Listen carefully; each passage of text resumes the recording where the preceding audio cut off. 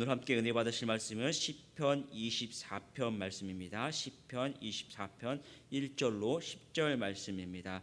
구약성경 818면 전후에 있습니다. 시편 24편 1절로 10절 말씀.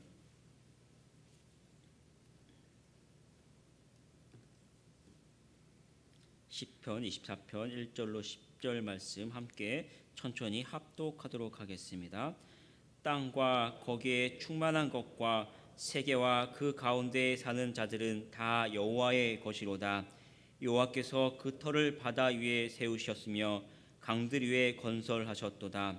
여호와의 산에 오를 자가 누구며 그의 거룩한 곳에 설 자가 누구인가? 곧 손이 깨끗하며 마음이 정결하며 뜻을 허탄한 데에 두지 아니하며 거짓 맹세하지 아니하는 자로다. 그는 여호와께 복을 받고 구원의 하나님께 의를 얻으리니 이는 여호와를 찾는 족속이요 야곱의 하나님의 얼굴을 구하는 자로다. 셀라. 문들아 너희 머리를 들지어다. 영원한 문들아 들릴지어다. 영광의 왕이 들어가시리로다. 영광의 왕이 누구시냐? 강하고 능한 여호와시요 전쟁에 능한 여호와시로다. 문들아 너희 머리를 들릴지어다. 영원한 문들아 들릴지어다. 영광의 왕이 들어가시리로다. 영광의 왕이 누구시냐? 만군의 여호와께서 곧 영광의 왕이시로다. 셀라. 아멘. 담임 목사님 나오셔서 말씀 전해 주시겠습니다.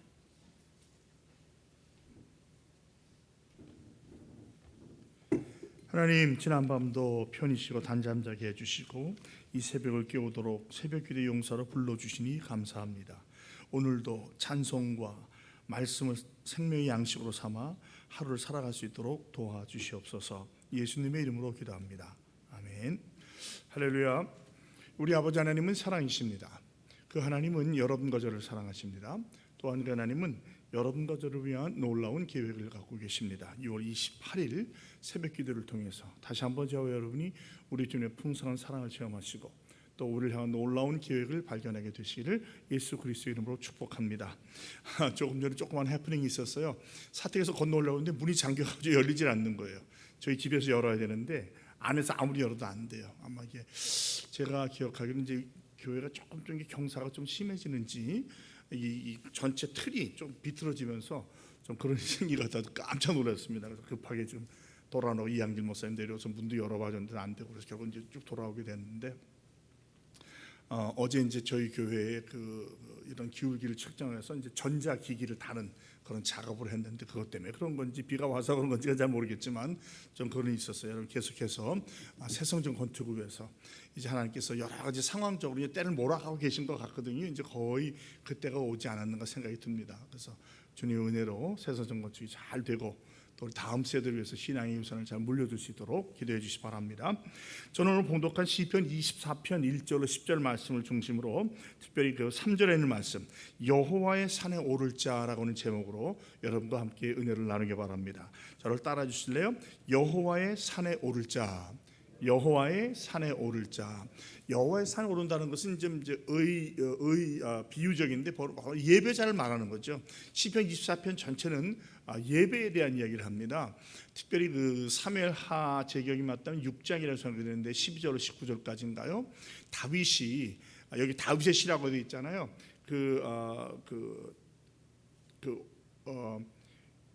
오벳 에돔에 있던 기럇 여아림이죠. 예루살렘에서 약 13km 떨어진 것인데 거기서 이제 그 하나의 법궤를 가지고 오려고 하다가 우사가 잡는 바람에 어깨에 매야 되는데 즉사하잖아요. 그다음에 이것은 어떻게 됩니까? 오르난의 타작마당에 뒀다가 약 3개월 후에 이 일이 잘 되고 부흥하는 보고 하나님께서 이 화내시기를 좀 마음을 내려놓으신 것 같고 그래서 그때 거기서부터 이제 3만 명을 데리고 이제 주님을 모시고 올라오면서 하나님을 찬양하잖아요. 그리고 다윗이 얼마나 찬양을 많이 합니까? 그래서 이제 이것을 기억하면서 이것을 적었다고 이제 시편 기자 또는 성경 해석자들은 그런 말을 많이 해줘요. 그래서 이제 기럇 여아림을 갖다가 이제 베레스 우사다, 하나님께서 우사한테 화를 내셨다 그런 말도 짓기도 하죠. 이것을 좀 더 확대해 본다면 이 말은 예수님께서 이 땅에 오셔서 예루살렘에 입성하시는 거로 어느 정도 이루어졌어요. 그러나 십자가 달려 돌아가시고 부활 승천하셨잖아요. 그런데 이 주님께서 부활하시고 40여일 동안 제자들과 계시다가 그 하늘로 올라가시면 승천함으로 말미암아 이것이 완전히 이루어진 거예요. 그래서 이것을 뭐 예수님의 승천과 연결이 된다. 그러니까 구약으로부터 신약까지 또 이것이 더 나아가서 우리 하나님께서 우리를 결국엔 궁극적인 예배의 자리, 안식의 자로 천국으로 가는 데까지 이어지는 이 신학적으로 보면 이런 구원에 대한 맥락, 예배에 대한 맥락으로 이어지는 것을 우리가 생각해 볼 수 있습니다. 오늘 시편 23편 1절 10절은 크게는 1절로 6절까지 여호와의 산에 오를 자가 누구냐라는 부분과 7절로 10절까지는 그럼 영광의 왕이 누구시냐라고 생각해 볼 수 있는데 1절로 6절은 또 1절과 2절 또 3절과 6절로 나눌 수 있어요.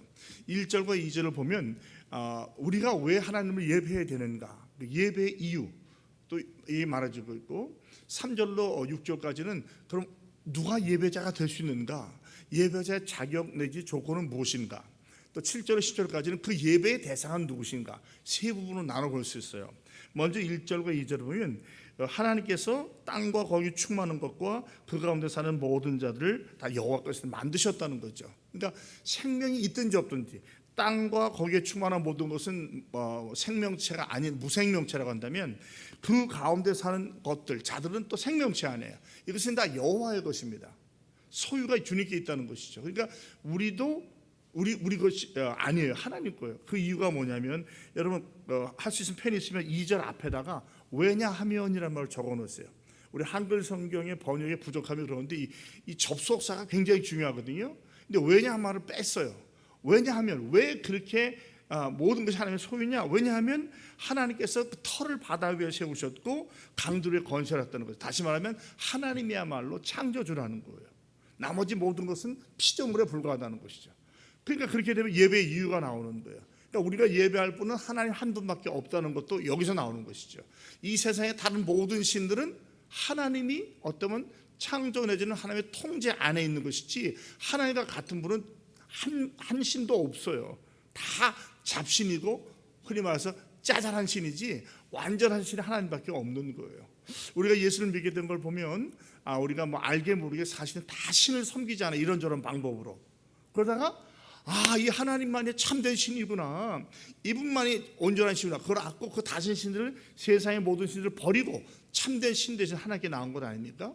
바로 이렇게 하나님께서 천지 만물을 창조하고 주관하시기 때문에 그분 혼자만 예배를 받으셔야 돼요. 그리고 이제 7절 10절은 그분이 어떤 분이 설명하고 있는데 3절부터 6절까지는 그러면 우리가 이 하나님을 예배하려면 우리가 어떻게 예배자로 나가야 되겠는가를 얘기해 주고 있어요. 그 말을 여호와의 산에 오를 자가 누구냐, 거룩한 곳에 설 자가 누구냐. 구약에서 이 여호와의 산에 오른다는 것은 예배를 말합니다. 그래서 우리가 시편에도 보면 이제 나중에 보면 이제 여호와 전에 오르면서 부르는 예배, 노래가 있죠. 예배하러 가는 자를 말하는 거예요. 여기서 말하는 여호와의 산은 무엇입니까? 바로 성막과 성전이 있던 시온산을 말해요. 오늘 말로 예루살렘이죠. 그 산으로 예배하러 올라간다는 거예요. 다윗을 본다면 다윗이 이 법궤를 메고 바로 그 성전 올라가는 거고요. 또 우리를 본다면 지금 이제 하나님의 예배처럼 나오는 걸 말하는 것이고요. 궁극적으로 말하면 영원한 안식에 가서 우리가 천국에서 가장 할 게 뭐겠습니까? 저는 찬양과 경배라고 생각을 해요. 거기서 뭐 전도를 하겠어요, 구제를 하겠어요, 뭘 하겠어요. 이미 다 택함 받은 자리에 올라가는데 택함 받은 자리에 할 것은 예배밖에 없는 거예요. 그래서 우리 성도에게도 안식을 사모하며 사는 우리에게 안식을 매주마다 한 번씩 훈련하면서 가장 중요한 게 예배예요. 성수주일, 예배한다는 것 다 같은 맥락에서 큰 신학적으로 본다면 이러한 내용이 있는 거죠. 그런 사람은 4절에 중요한 말씀이 있죠.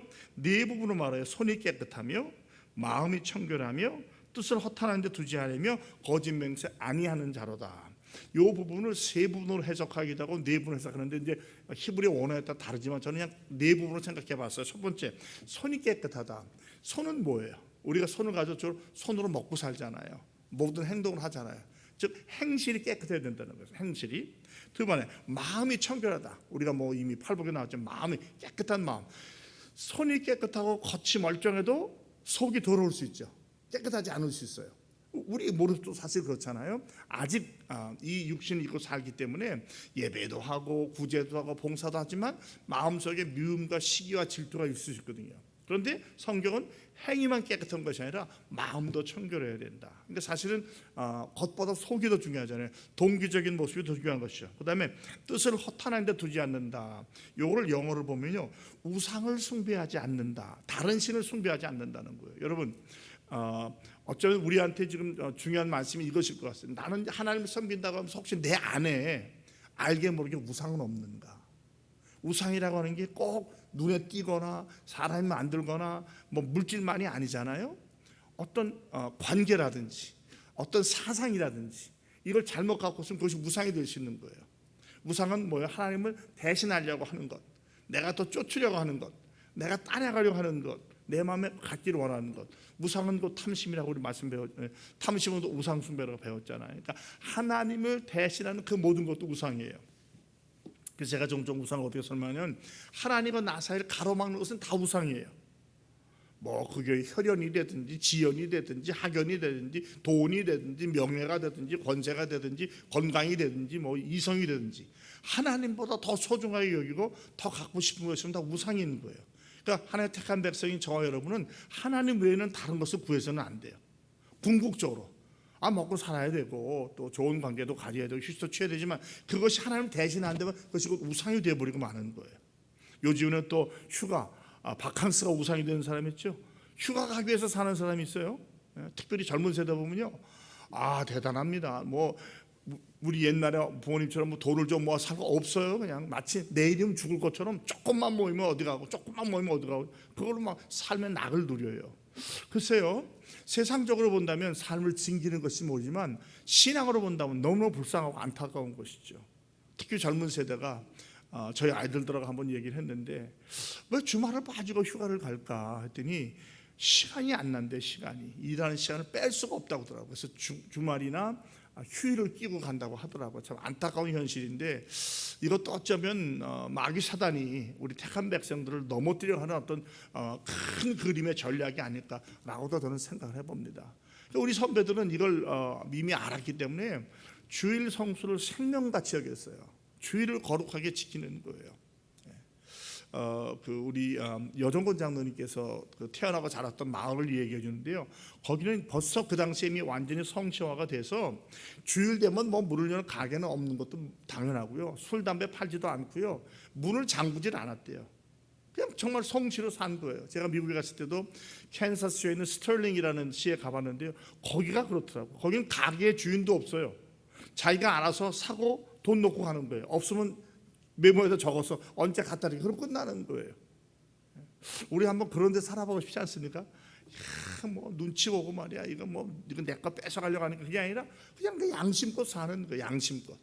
문도 안 닫아요. 그냥 가봤더니 제가 그 스털링 대학 교수님 집에서 머무는데 문을 닫고 잠그는 법이 없어요. 오히려 그거는 문을 열어놓더라서 누가 언제든지 와도 섬기겠다 하는 것이죠. 그게 어쩌면 진정한 천국을 사는 자의 모습이 아니겠는가 생각을 해봤는데 바로 그런 것입니다. 우상을 섬기지 않는 거예요. 또 거짓 맹세하지 않는다. 여기 보면 이제 역시 우상으로 맹세하지 않는다는 거예요. 성경은 말하잖아요. 우리가 맹세하면 안 된다잖아요. 예면 예, 아니면 아니지 뭘 가지고 맹세하지, 우상을 섬기지 말라는 것이죠. 그러니까 우리에게 중요한 것은 행실도 중요하고 마음도 중요하지만 하나님 한 분을 경외하고 주의 뜻대로 살아가는 이런 사람들이 거룩한 산, 시온산, 즉 예배자로 나올 수 있다는 거예요. 5절에 참 귀한 말씀이에요. 그런 사람은 어떤 은혜를 받느냐? 복을 받고 의를, 칭의, 의롭다함을 얻는다는 거예요. 이런 복이라는 게 내가 만드는 게 아닌 것을 알 수 있죠. 주께서 복 주셔야 우리가 복을 누리는 것이지 내가 막 만든다고 복이 되는 게 아니에요. 막 노력해서 돈 벌어봤어요.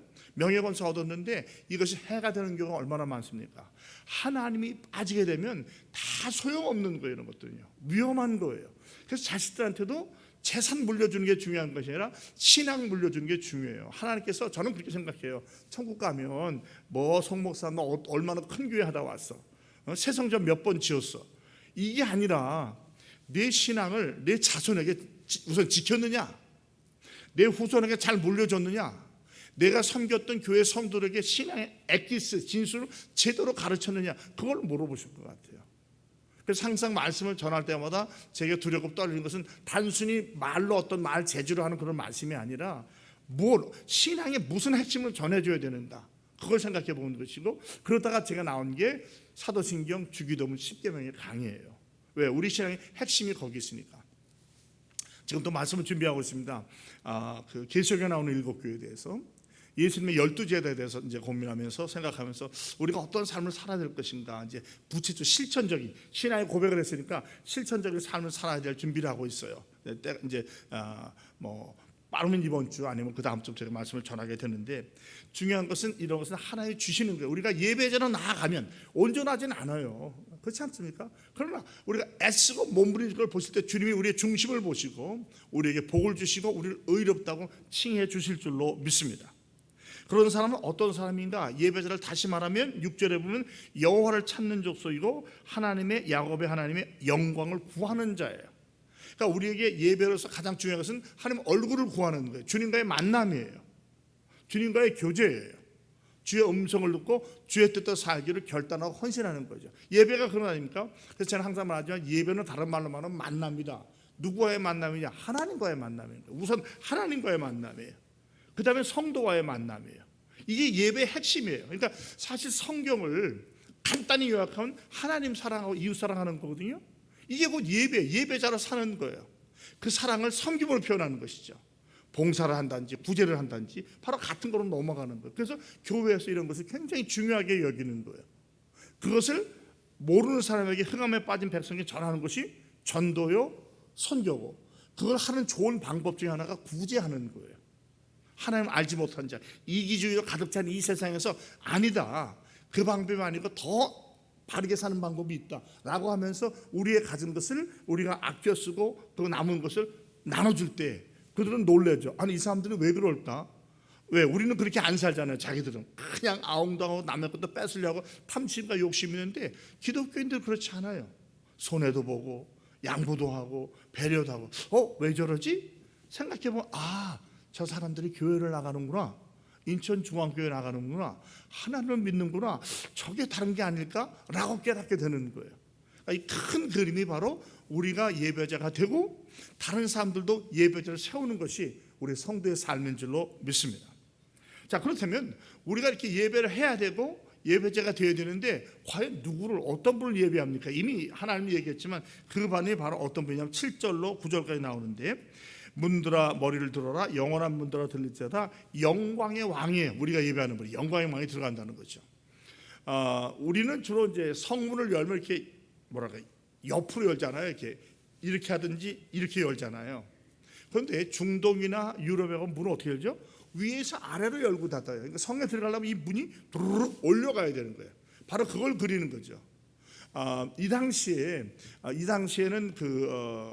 온전히 성전이 지어지지 않았다고 그래요. 그 성막을 가져다가 성소가 있었는데, 그러나 예루살렘에 옛 문들이 있었어요. 옛 문들. 여기 영원한 문들은 아주 오래된 문을 말해요. 즉 다윗 때는 보면 다윗이 이제 법궤를 가지고 예루살렘에서 예배하면서 올라가잖아요. 심지어 막 춤을 춰서 막 옷이 벗길 때였는데, 그때 그 성에 들어가서 성문을 열어야 되잖아요. 그리고 맞아들여야 되잖아요. 그렇게 된다는 거죠. 즉 우리도 우리의 마음문을 닫는 한 여기에 나와 있든지 뭐 어디 가든지 의미가 없어요. 주의자 나올 때는 항상 우리의 마음문을 열고 주님이 주시는 말씀, 은혜를 받아들일 준비가 되어 있어야 돼요.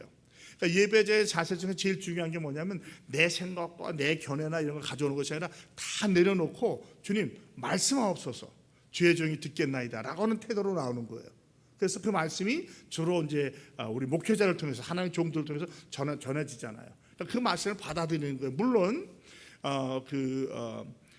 베레아 성도들처럼 여기서 선포되는 말씀이 다 주의 말씀이라고 할 수는 없어요. 왜? 인간이 전하기 때문에.